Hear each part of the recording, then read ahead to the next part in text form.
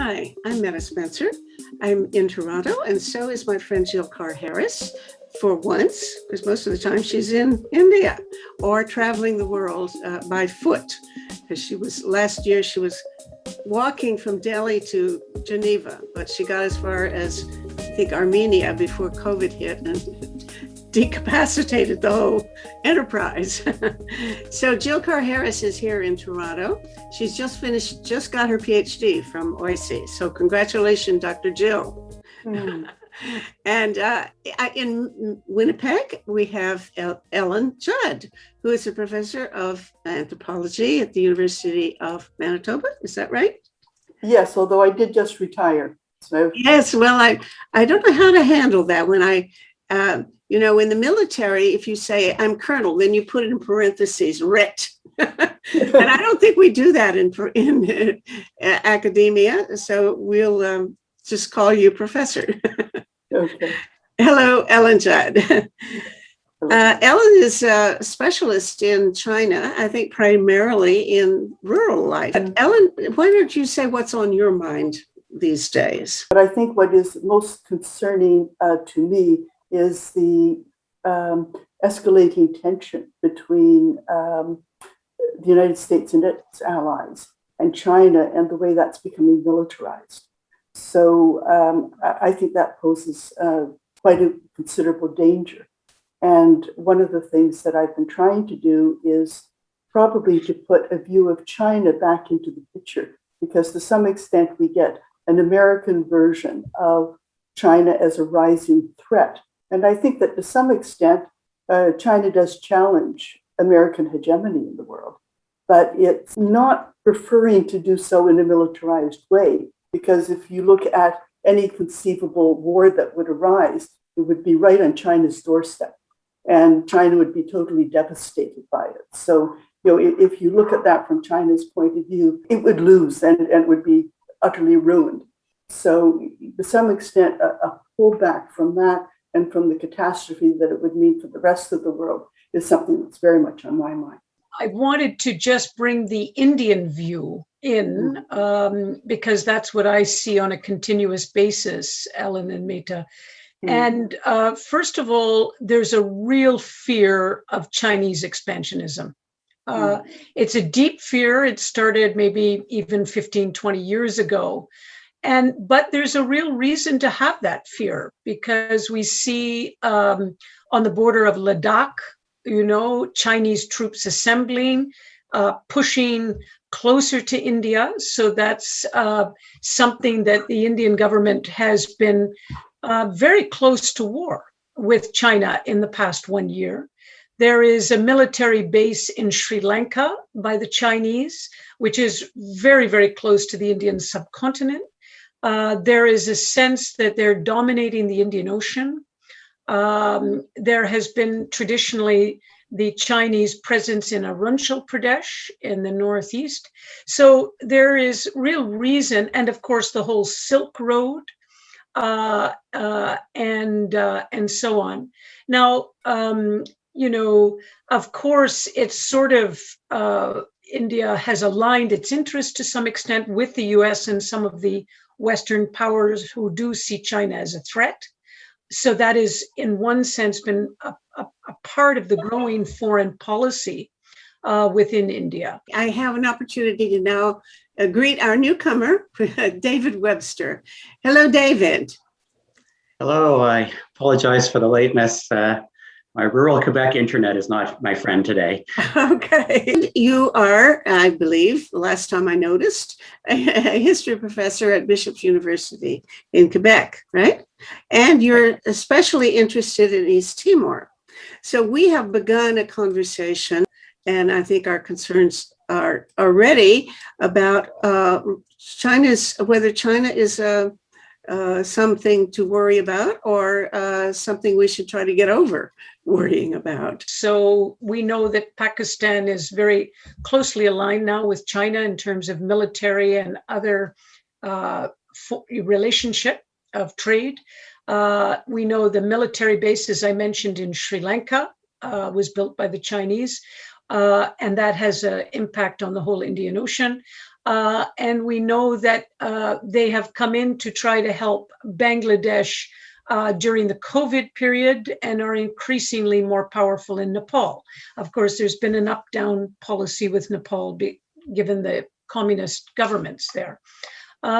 So I would say that India is feeling somewhat threatened on all sides and has been very close to a war with China on the border of Ladakh. Because they feel that China is pushing forward. So there is a feeling of Chinese expansionism. And this, of course, is, when we look at Hong Kong and Taiwan and the China Sea, there's an understanding that expansionism is real in other places as well. I'm not a bit surprised that you made those comments, because there's certainly a common point of view. Now, what I think is an interesting question, though, somebody who's a nonviolent organizer must have strategies for dealing at the international level with issues such as the ones you've pointed out. And if Gandhi were directing India's foreign policy today, what would he be likely to say or do vis-a-vis China? Well, I think that's an excellent question. What I think he would do is he would build greater rapport with other South Asian countries. So we tried in a Jai Jagat march to go into Pakistan from India to try to build more friendly relations. Back in 2019, unfortunately, it was derailed by a conflict with Pakistan and the Indian governments. I think that he probably would have continued in spite of that to build better relationships with Pakistan. Imran Khan has been very open to peace, and it was a real opportunity. But the BJP, won their 2019 election on their conflict with Pakistan and their relationship with the Muslims in India around the whole, Citizens Act. So I think also Gandhi would have, brought Bangladesh closer and found grounds, as well as Sri Lanka and Nepal, and then begun to try to figure out how to remove Tibet as that real ticklish issue, how to deal with Tibet in a way that brings more mediation. So I can see we have not done what Gandhi has done. And a lot of that is because the civil society doesn't have that strength to do that, especially with a Hindu government in power right now. Okay, thank you. Ellen, you, excuse my saying this, but you started this.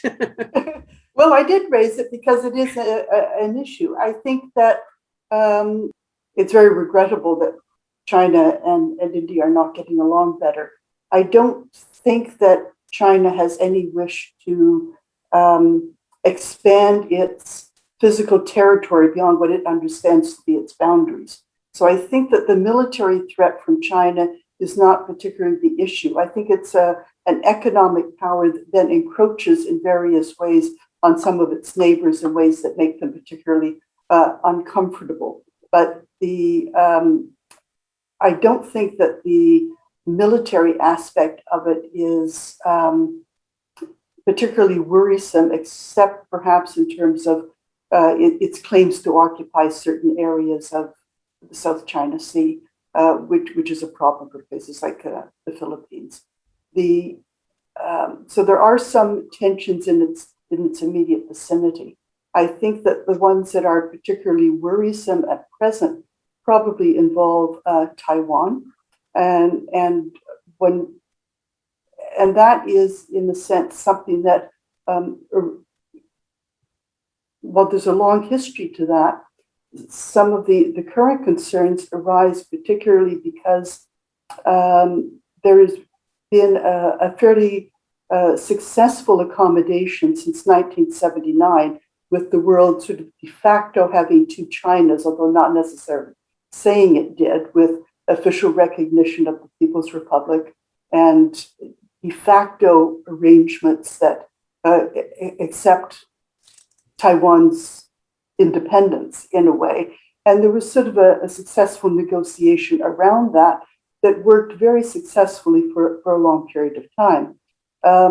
In January of this year, Pompeo decided and announced that the United States wasn't going to continue along this line. And this basically has destabilized the entire situation in the region and has resulted in some dangerous militarization. I think that it's a situation that people in the China field are quite concerned about, because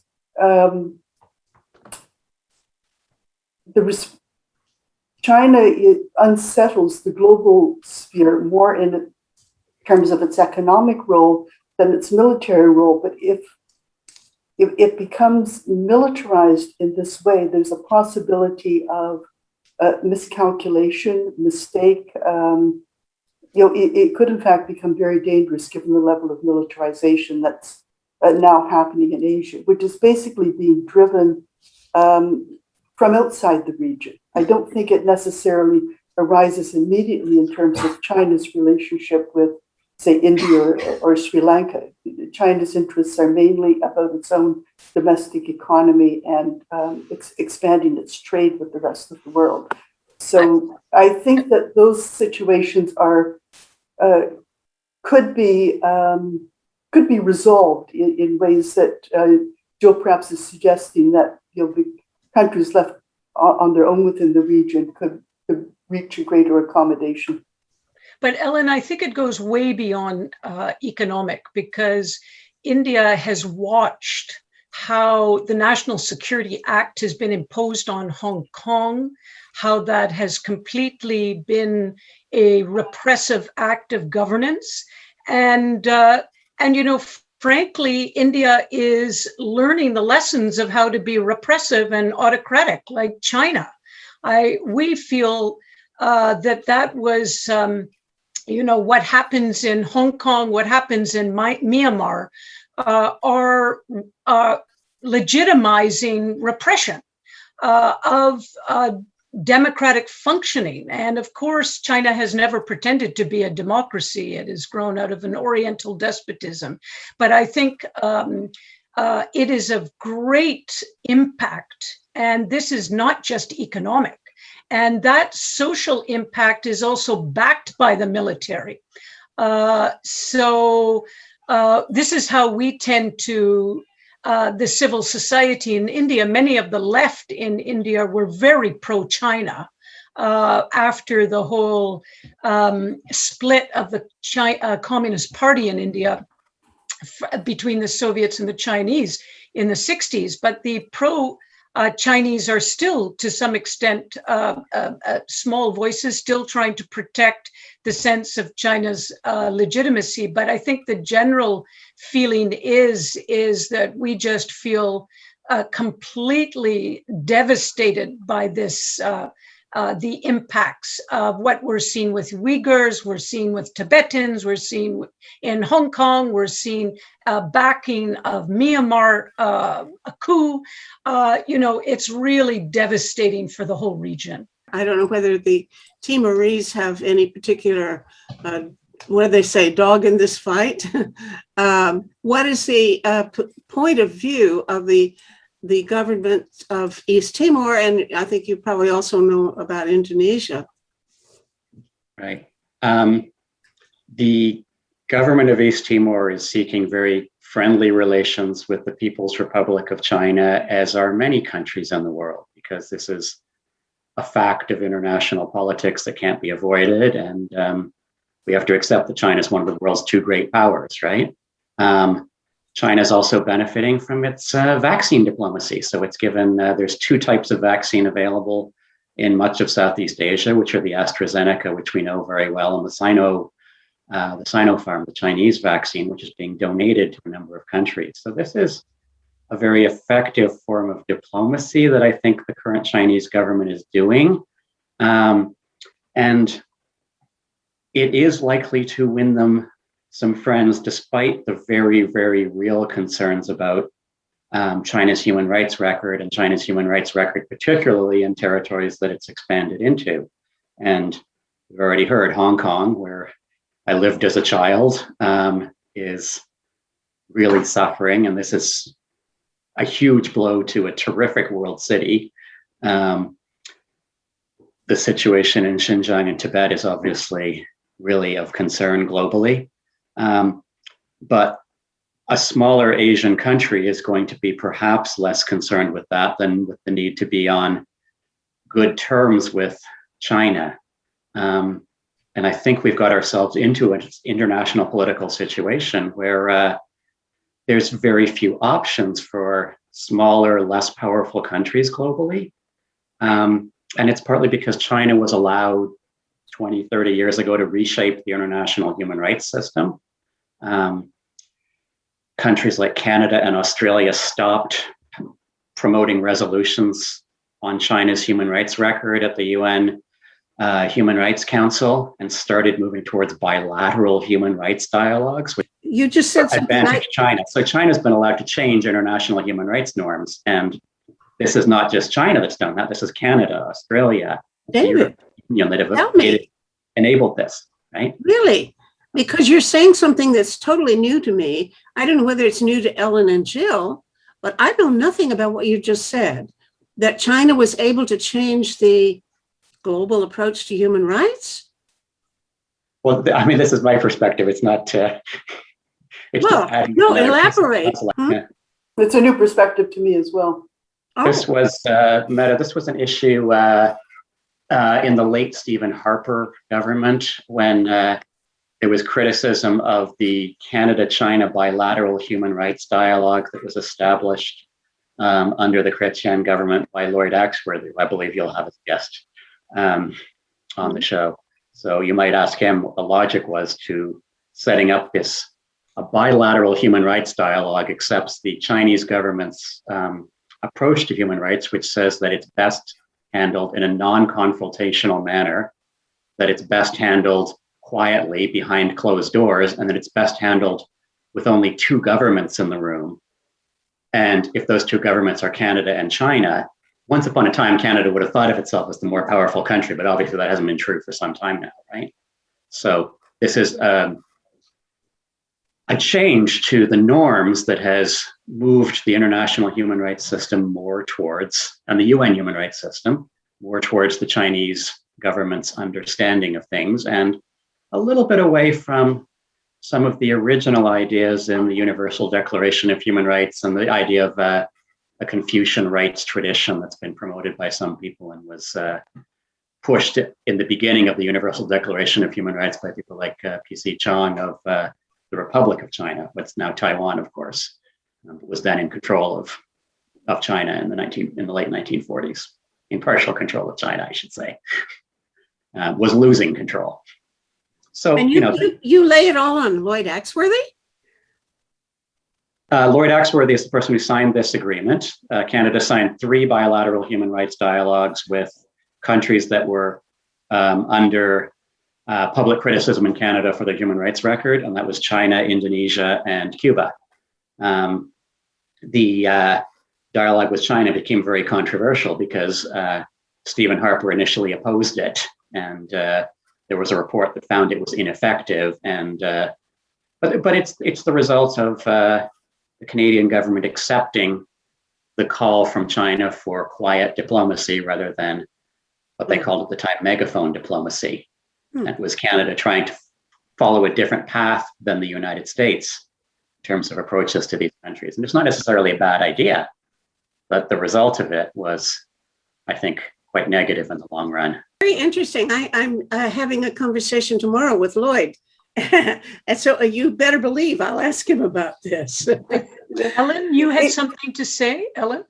I'm not certain that this shift towards bilateral approaches is only originates with China. I think that one of the things that concerns me and is a weakening of some of our international institutions in this area. Yeah, and agreed. that where the United Nations and its organizations had been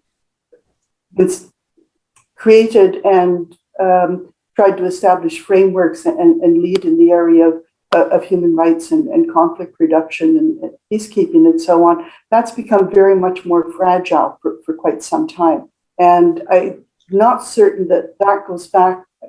I think that precedes or is beyond the sphere of China's ability to influence it. And we have some other problems currently in the world about the extent to which it seems that international action is no longer largely residing effectively within the United Nations system and at that level. And instead, we somehow seem to be having so the expansion of the G7 or the G10 or NATO taking on certain other kinds of roles.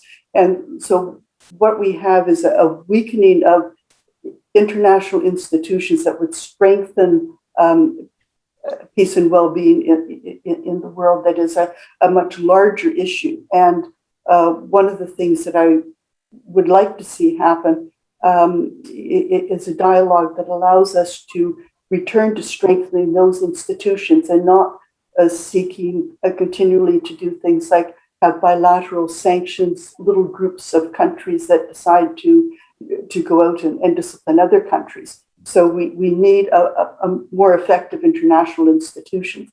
So what China is doing is, in a sense, part of that shift towards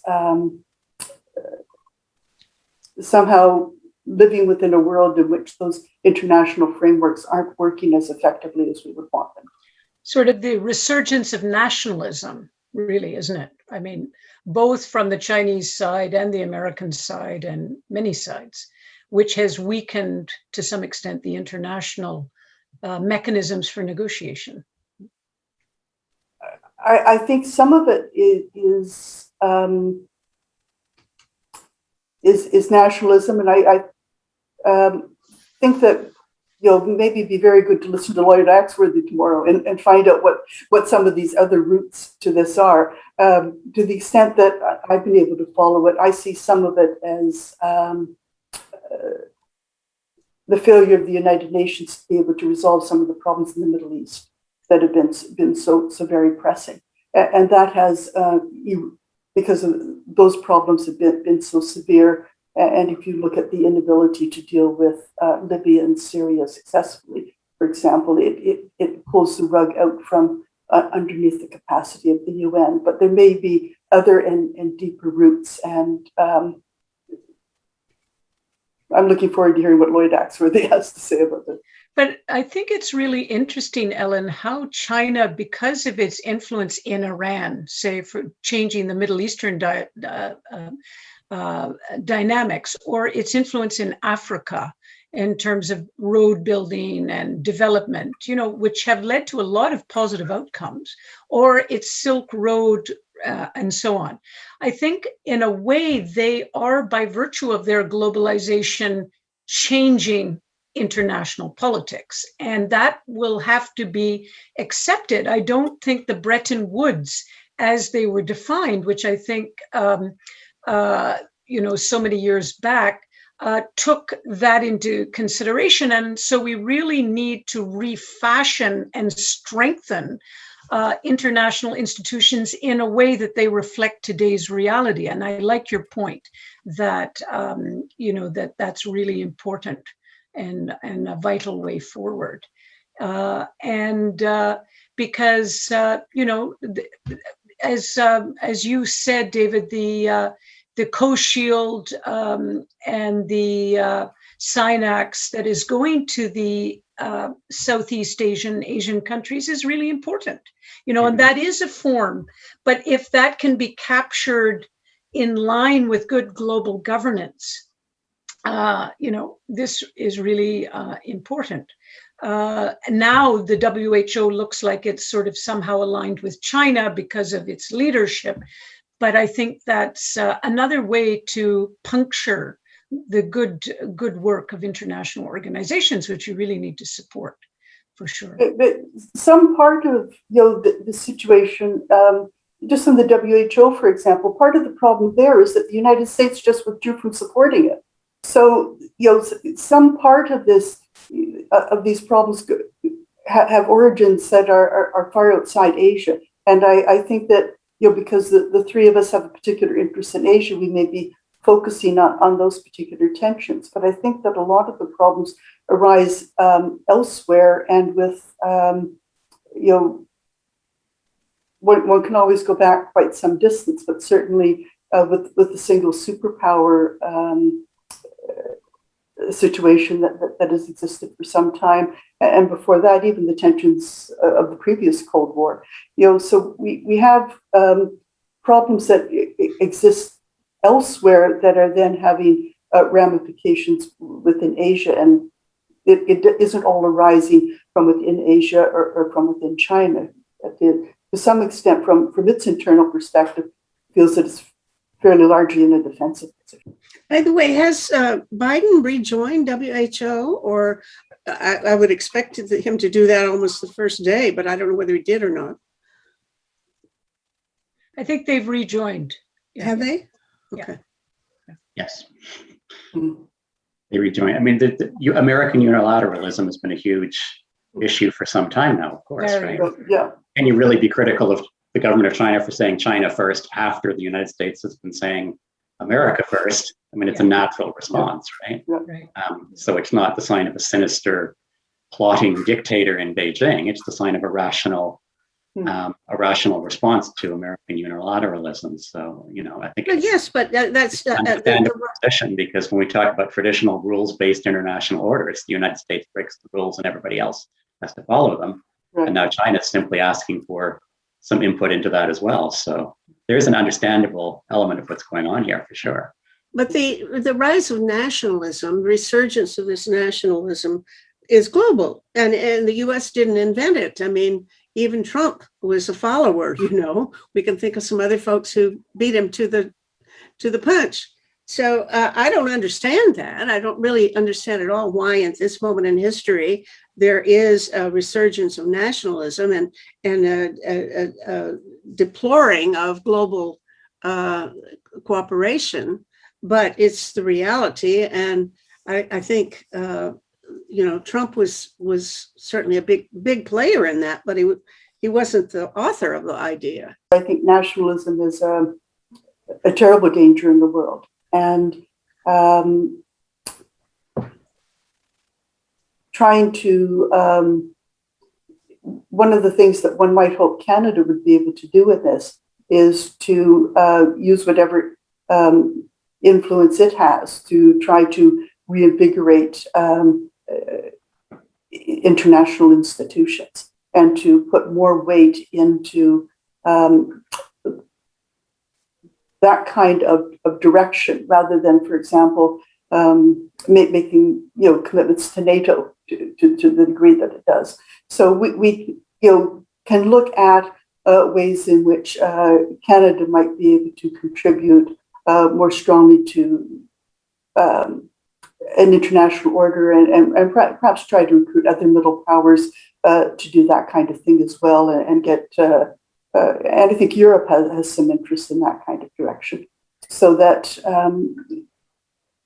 we do need to find something that is going to transcend those particular tensions and efforts to create dangerous localized alliances. That's what we were trying to do on the Jai Jagat, Ellen and David, and Mita knows, is that we were trying to get the Indian civil society to take actions to align themselves with the SDGs and with the powers that be in Geneva to re-fortify those institutions, because the UN institutions in Geneva, like the Human Rights Council and refugees and others, said, look, a lot of governments are very recalcitrant. So when civil society is there, it gives us more freedom to do good governance. So please be here. And, it's good to have the Canadian, American, European NGOs, civil society. But if we see more coming from India or South Africa or other democracies, it helps us tremendously with that. So we found that very, very interesting and took that as a backbone of our campaign in 2019, 2020. That's very important, the role of Southern civil society. It's got to be challenging to ask Canada to take a lead in that with other middle powers when the other middle powers are India or Brazil and are not headed by governments that are like-minded. So I guess you're left with civil society, aren't you? And, Indonesian civil society, for instance, is very interested in international linkages, but you have language barriers, right? Right. I'm not being overly optimistic, but I'm thinking about being positioned in Canada, what we can ask our little bit of the world to try to become part of. And there's certainly people who are attempting to build linkages elsewhere. And I think that also has to be done with countries with which there are existing tensions or rivalries. And China is trying very hard to participate in the international sphere. And people aren't necessarily always trying to agree with it, but it is, for example, a major contributor to peacekeeping, and it tries to show up and to WHO and in various other ways is trying to be part of the international community. So one can work with that as well. And I don't think that one achieves a reduction of tensions if one tries to build it only within one's own sphere, although one's own sphere is where one has most possibility of being able to make a difference. So I mentioned Canada in that spirit because I think, we can't necessarily go around sort of saying, well, I think India should do this or Indonesia should do that. We can, in fact, ask Canada to try to do more. We should never say unrealistic, right? Okay, that's better. Challenging. A new group just formed called the Canada-China Focus out of University of Victoria and supported by Canadian Foreign Policy Institute. And this is a number of activists in the British Columbia and Ontario, particularly Chinese Canadian communities, who are looking for ways to cool tension and promote people-to-people dialogue, and also to counter the very real rise of anti-Chinese racism in Canada since COVID came along. Yes, I'm aware. I'm aware of that, and it's another response to the Cold War situation. So I see a lot of hope in that sort of organization to create some links and better knowledge, right? So we're not just looking at China as in stereotypes, which are so often false. I would wonder to what extent there are subterranean currents in Chinese society. My impression, and it's based on absolutely nothing, I know hardly anything about China, but my impression is that there's quite a lot of solidarity with the government, that there's not going to be a revolution, even a nonviolent resistance of any scope in China, because the population pretty well goes along with China's policies, foreign and domestic. And that, so far, they've been able to buy support by having extremely effective economic progress. And that's what it counts with a lot of people. So it's not surprising, but maybe I'm mistaken. Maybe there are pro-democracy or pro-internationalism movements in China that I wouldn't be familiar with, and we wouldn't in general. What do you think, Ellen? I think that's a wonderful question, and it's extremely helpful because there's a tendency in our part of the world to see China as much more monolithic than it is. And the political situation internally is highly politicized, but it takes a shape that is not necessarily easily recognized outside. It is some of it one could say is subterranean, but it's multifaceted. And I think that there's a degree in which there's a great deal of pushback. One of the common phrases one hears in China is, from above there's policy, from below there's pushback. And basically, it's simply expected that all of the time there are these tensions, and that while the party claims ultimate legitimacy and the use of state power, there are a variety of mechanisms by which it allows itself to be influenced and has frequent changes of policy that are quite amazingly drastic.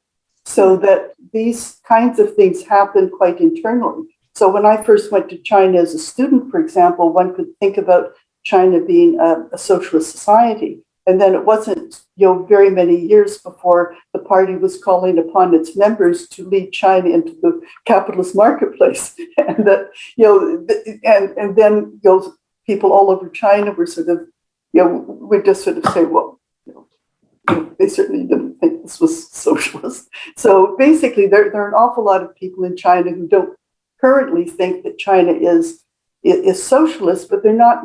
That doesn't necessarily mean that they're all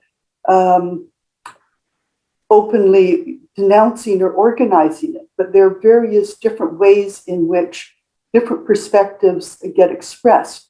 So, for example, in an imperfect comparison, for example, when we're unhappy with something here, we don't necessarily say, let's get rid of liberal democracy.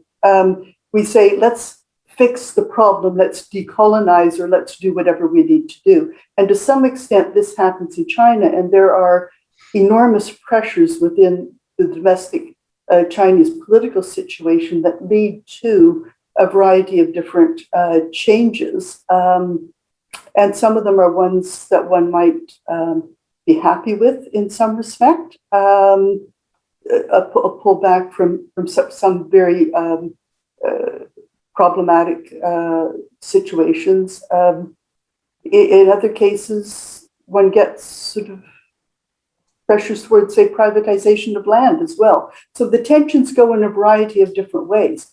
There are within China students, for example, who are leaving their universities and going out and joining the working class to organize it, because some part of the deal in China that means that there isn't a revolution immediately on the horizon is that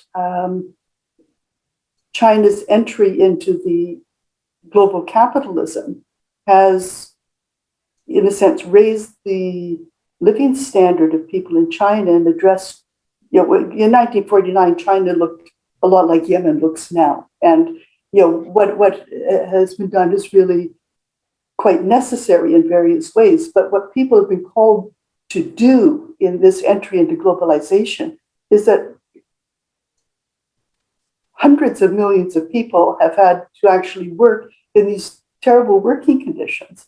And, from which we benefit with our cheap goods and foreign companies benefit with their profits. And it's been a terribly difficult thing for people in China to do. So there's also been all kinds of pushback within China about the working conditions that people are being asked to tolerate in order to achieve this national transformation. And then the question is, whether to what extent this is helpful or not helpful. And the Chinese Communist Party, when it embarked on this road, was making, there are complex ways in which you can say that the Chinese Communist Party has never been very orthodox, but it wasn't arguing. Deng Xiaoping's argument was, it doesn't care if it's a black cat or a white cat, so long as it catches mice, it's a good cat. So basically, it wasn't a highly ideological argument. Now with Xi Jinping, he is trying to present this argument as socialism in some way. So we're having that kind of discussion reappear, and people are thinking again about what that might involve. But basically, these labels are very difficult, and there's a huge amount of different kinds of discussion going on in China internally within the party that they don't want to make public. But there's certainly tensions there, or because there have always been tensions within the party, and anybody who looks at party history in China sees that it's continually shifting its position. There are then people outside who use existing channels to protest or make their voices known in various ways that are considered acceptable within the Chinese system of governance.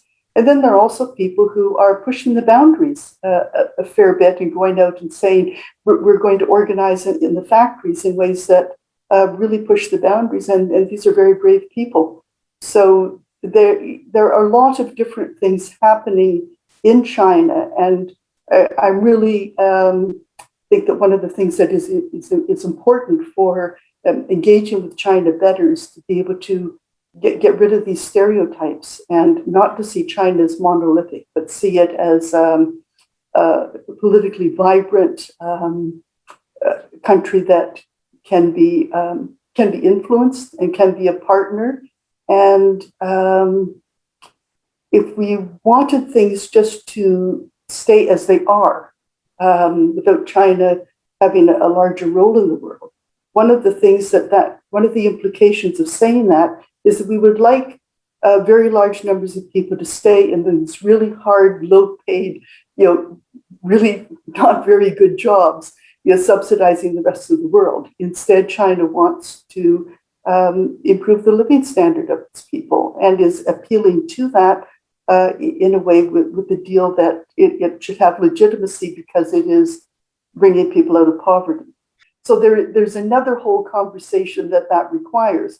So the whole thing is just immensely much too complicated for this discussion, but I'm so glad that you opened the door for it and that we can meet and maybe continue this discussion. You used a word back there which surprised me, and I'm not sure I understood you.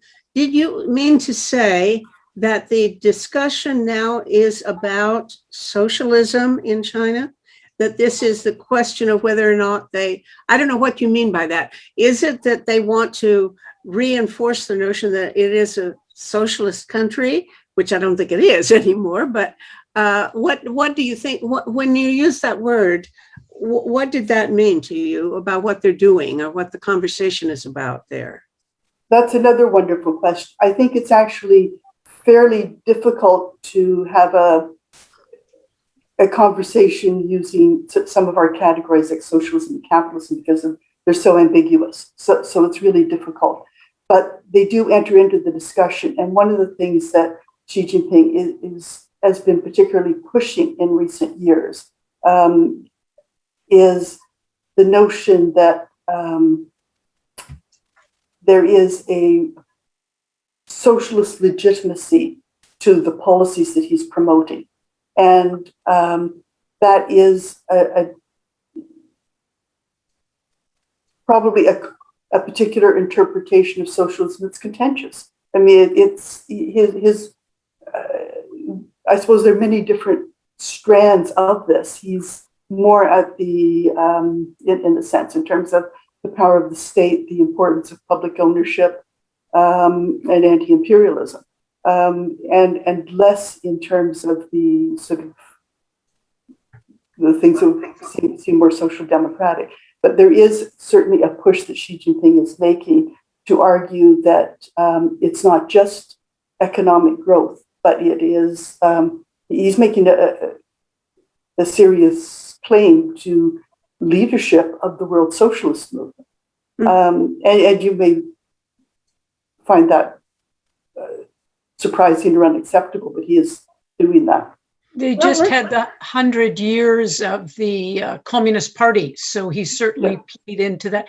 But I'd like to take this in a different direction, if I may, and say, right now, when I see the farmers' protest in India, and that, total taking the government to a standstill. I mean, you would not see that in China. No, they have a different way of almost cloaking the way change is going on, whereas it's in your face in India, it's in the media, it's there, and it's a struggle.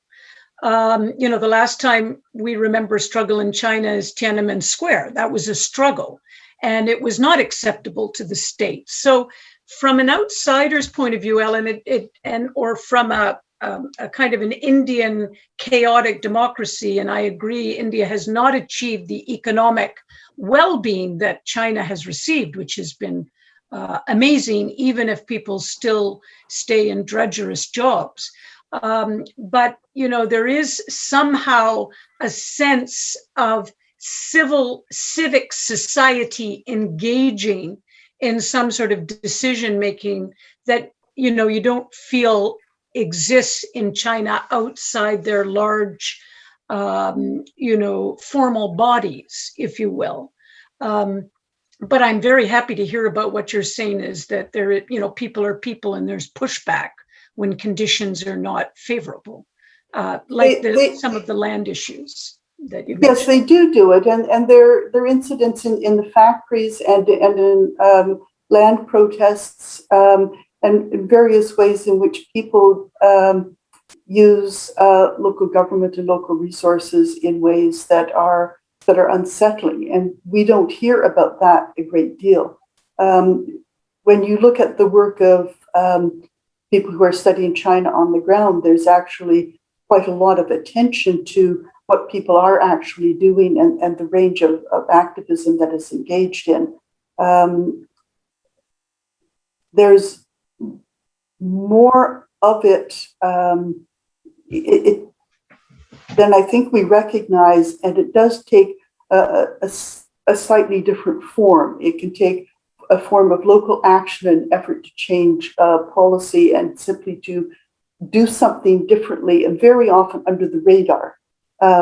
So that can be effective.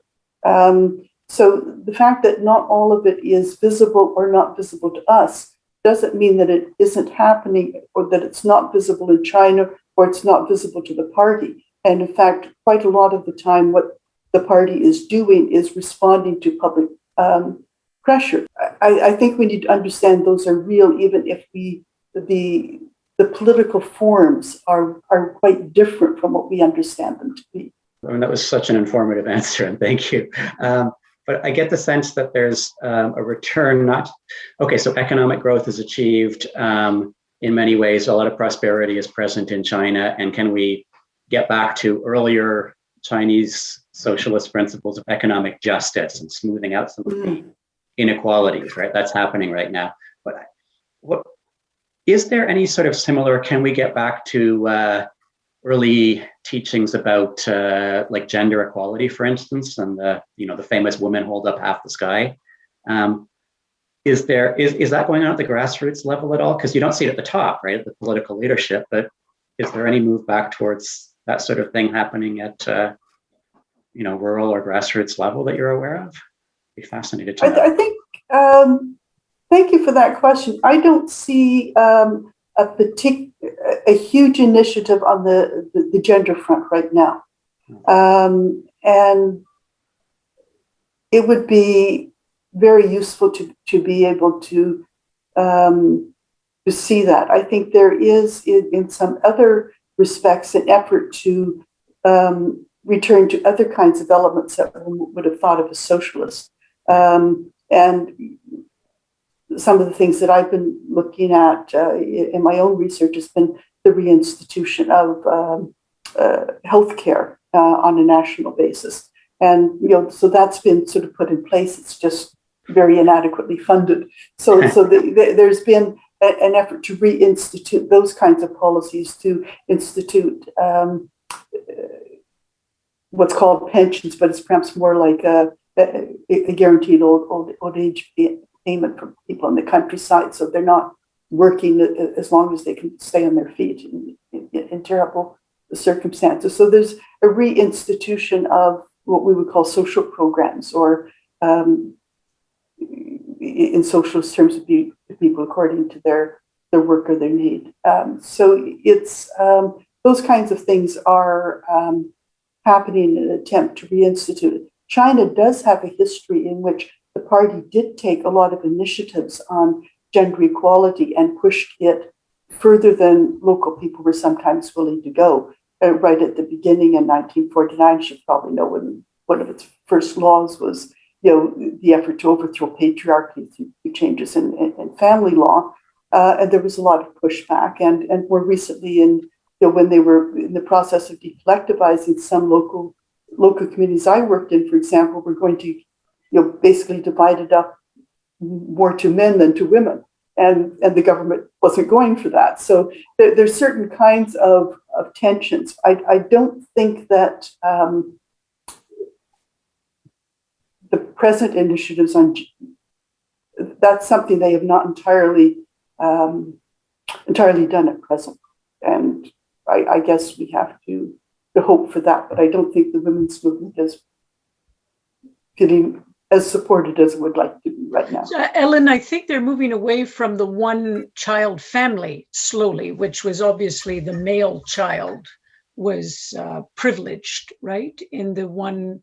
Well, they've stopped doing that. And I think maybe just very briefly, one of the things to say about the single child policy was that it actually was imported into China. It originated with the Club of Rome and its concerns about overpopulation. And so the ideas came in from the outside world, and Chinese social scientists said, no, this is going to be terribly disruptive, and tried to push back, but they lost that argument in 1979. And Susan Greenhalgh at Harvard has done a wonderful study of how that happened. So it's the most resisted policy in China, and in the cities it could be imposed to some extent. Other places people just didn't do it, and there was all kinds of internal tension and pushback. So the single child policy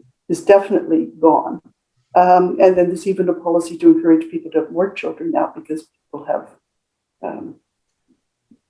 adopted. I'd be interested in knowing if you compare the birth rate in China to India with regard to how it's been affected by various public policies. What would you conclude? I've never seen anybody do that kind of study, but India, except for a moment when I think Indira Gandhi did some really drastic, brutal kinds of things like forced abortions and so on, apart from a brief period that didn't sit well with the public, I don't think there's anything comparable to what the public policy in China was. But to what extent is the birth rate declining? There has been some comparative work on that in the past. I think it's hard to comment right now because some of the policy changes are so recent. We haven't entirely seen what the consequences are. When China initially ended the one-child policy, there was expected to be a huge increase in births, and there was some, but much less than expected. So that, in a sense, one's having sort of this second phase of the demographic transition in which first of all, people have more children when they discover that children are living, as happened in the 1950s, and then people start to have fewer children. So some of that sort of adjustment is just being made. It's probably a little bit early to know exactly what the policy response is going to be. And certainly the government wasn't necessarily wanting just male children. People needed to have a daughter-in-law to come in and look after them, given patrilocal postmarital residence. In India, though, Jill, what's happening in terms of birth rate? Yeah, we were expected to supersede China in population by 2050.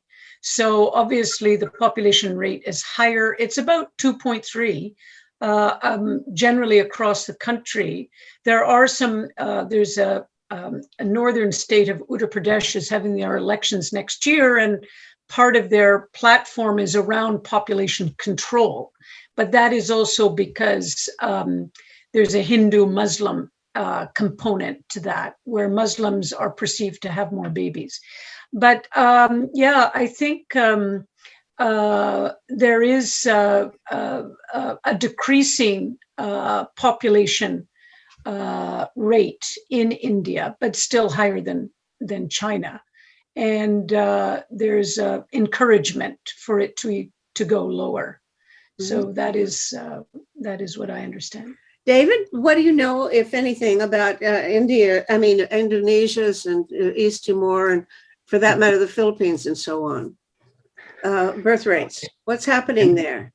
The Indonesia birth rate is 2.3, so it's not dissimilar to India in terms of better standards of living, leading to somewhat lower birth rates.